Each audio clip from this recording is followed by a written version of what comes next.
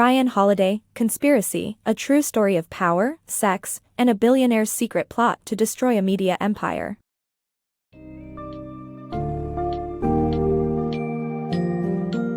Enter a world of secrets, power, and billionaires in Conspiracy, a true story of power, sex, and a billionaire's secret plot to destroy a media empire by Ryan Holiday.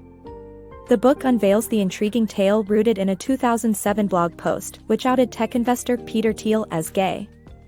Embark on a journey to understand Thiel's fight against Gawker Media, its founder Nick Denton, and their penchant for exposing the private lives of the rich and famous.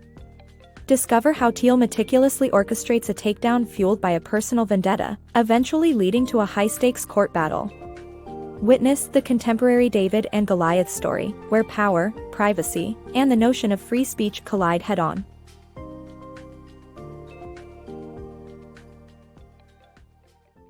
The Unraveling of a Conspiracy. Cicero's claim that, the beginnings of all things are small, resonates with the conspiracy that arose from a simple 400-word blog post in 2007. This post exposed tech investor Peter Thiel as gay, irking the private and successful entrepreneur who built his fortune from PayPal and then as Facebook's first major investor. Valleywag, a subsidiary of Gawker Media, was responsible for the post, both owned by Englishman Nick Denton. Denton's fascination with exposing the secrets of influential individuals, particularly through witty yet scathing writing, was well received by audiences, seen in Gawker's increasing revenues. In this case, Denton crossed the wrong person, resulting in a multimillion-dollar conspiracy spanning 9 years. The infamous blog post in 2007 marked the spark of a multimillion-dollar conspiracy over 9 years. The subject, Peter Thiel, was not just an average entrepreneur but a driving force in the tech world, thriving in his roles at PayPal and as the first major investor of Facebook. Thiel valued his privacy, including maintaining silence around his sexuality and the many aspects of his personal life. Valleywag, the website which published the blog post, was associated with Gawker Media, owned by Englishman Nick Denton. Despite his background in the tech industry, secrets and gossip remained Denton's true passion. Aiming to expose the secrets of wealthy, influential individuals through his websites, Denton specifically focused on transparency and entertainment. It was this mold that he utilized avidly on Gawker and Valleywag. Denton brought together a team of skilled, zealous writers to criticize and ridicule public figures they deemed hypocritical. The crowds couldn't get enough of the witty and biting writing style, as evidenced by Gawker's advertising revenue multiplying 30-fold between 2005 and 2012. Clearly, Gawker found its niche in exposing the secrets of the rich and powerful. Unfortunately for Denton, his need for gossip and exposure caused him to reveal the secret of the wrong person in 2007, leading to the birth of an intricate, multimillion-dollar conspiracy. The birth of Thiel's Gawker vengeance. On December 19, 2007, Peter Thiel was outed as gay by Gawker's Valleywag website, sparking his intense hatred for the company. The harsh treatment Thiel experienced was all too typical of Gawker Media's practices. Combined with social intolerance in 2007, Thiel's invasion of privacy morphed into a strong drive to put an end to Gawker's seemingly unstoppable reach. When Valleywag outed Peter Thiel as gay in 2007, it wasn't simply a public declaration of his sexuality, it was a violation of his right to privacy. The world in 2007 was far less accepting of LGBTQ+ individuals, with prominent figures like Obama and Clinton not yet embracing the cause. For Thiel, this personal attack was not only humiliating, but it was also a striking intrusion into his personal life. Gawker's appetite for destruction didn't stop there. Publishing more blogs about Thiel, they delved deeper into his relationships, even naming and sharing pictures of his boyfriend. As a result, Thiel's life and intimate relationships were thrust into the public eye, capturing 500,000 views and stirring up a storm of unwanted attention. Nothing was too low for Gawker Media, a company notorious for publishing stolen material and anonymous leaks. Their track record included sharing a stolen sex tape of Limp Bizkit's Fred Durst in 2005. Gawker prided itself on pushing boundaries, ignoring the ethical compass that other media outlets followed. If their victims fought back, Gawker would only ridicule them further, confident in the protection of America's free speech laws. Witnessing Gawker's unethical methods and relentless attacks, Thiel dubbed them the MBTO, Manhattan-based terrorist organization. This label represented his growing determination to put a stop to their unrelenting invasion of private lives.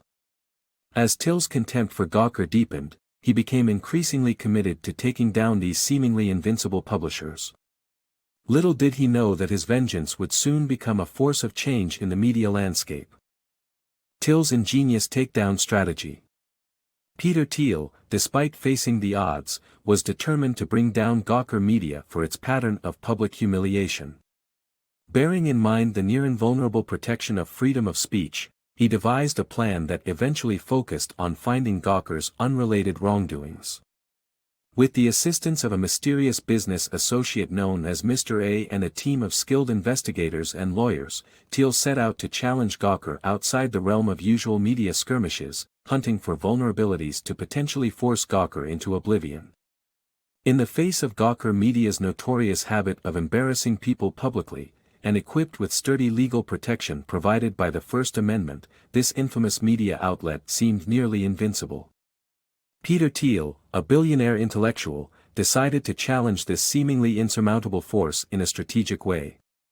His friends doubted his ability to bring Gawker down, but he was undeterred.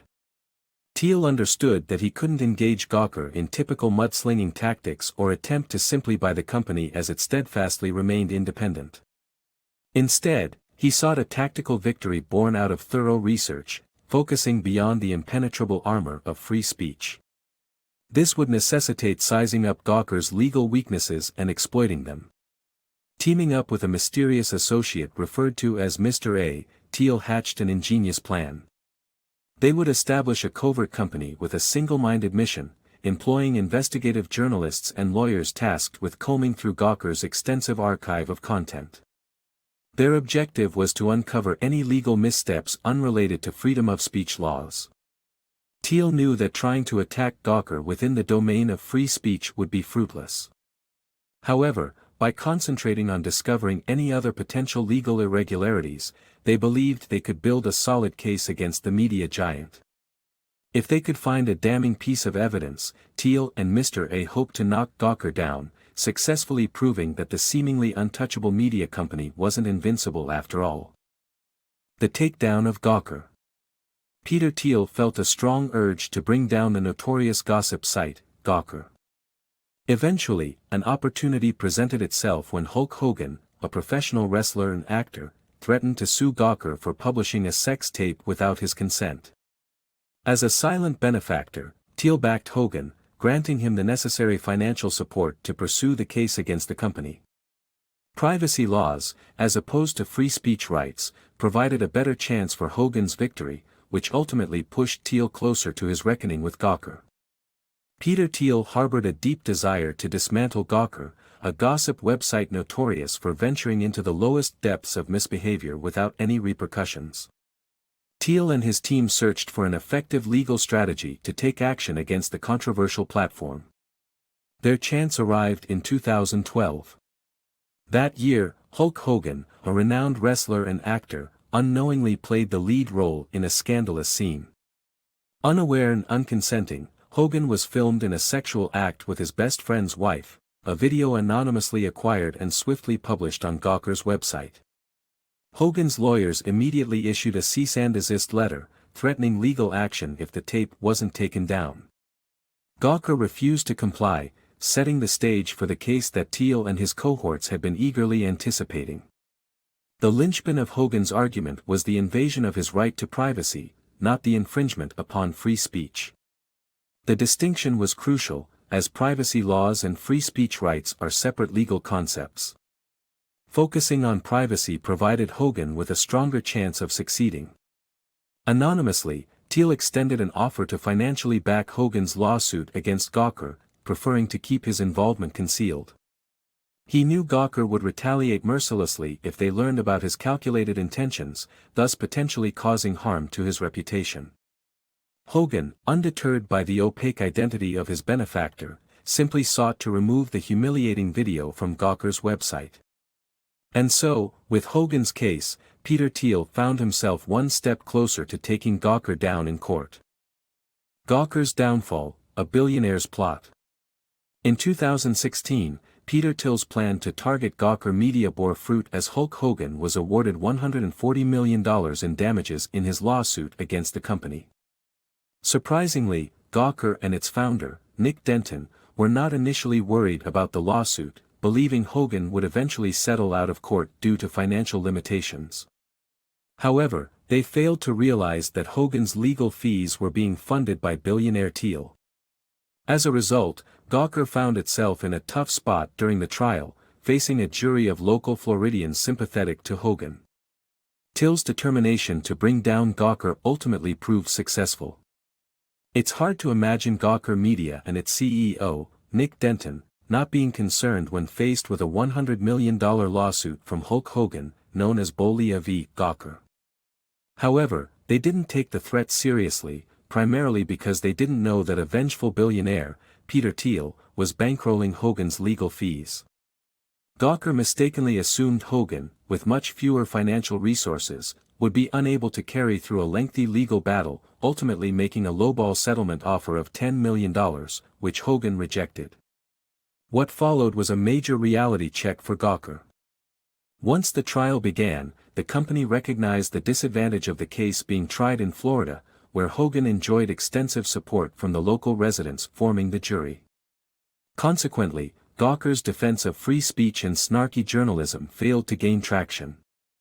The final blow came in March 2016, when the jury sided with Hogan, granting him a staggering $140 million in damages.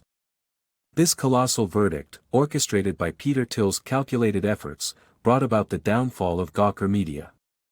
It was the perfect revenge plan executed under the radar, showcasing the danger a determined and resourceful billionaire posed against a seemingly invincible media company. A billionaire's controversial victory.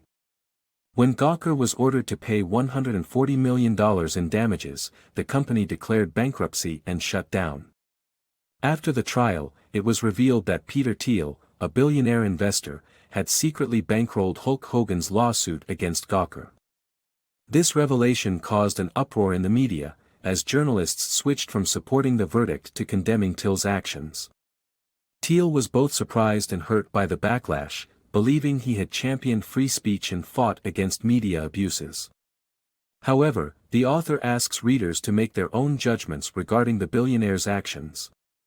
In the wake of the court's verdict against Gawker, the independent company found itself with few options. Nick Denton, the company's founder, filed for bankruptcy and dissolved the business. Surprisingly, the person who might have been the happiest, Peter Thiel, ended up facing unexpected challenges as well. The media quickly uncovered that Thiel had financially supported Hulk Hogan's lawsuit against Gawker, despite keeping his involvement a secret throughout the trial. Unable to resist sharing his success, Thiel mentioned it to a few friends, which led to the information going public. Suddenly, the tide of public opinion turned against him.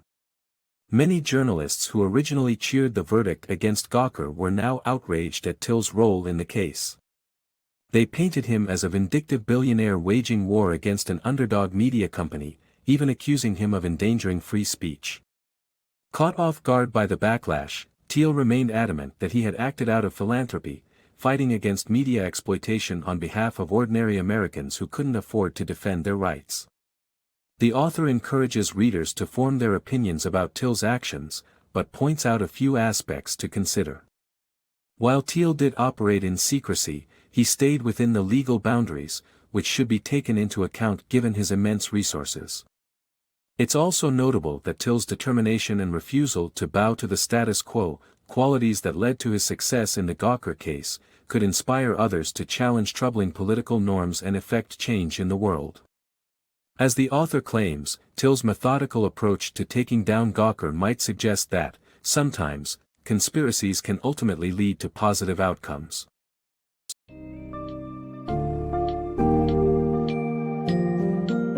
In Conspiracy, Ryan Holiday presents a detailed account of the remarkable battle between billionaire tech investor Peter Thiel and controversial media empire Gawker.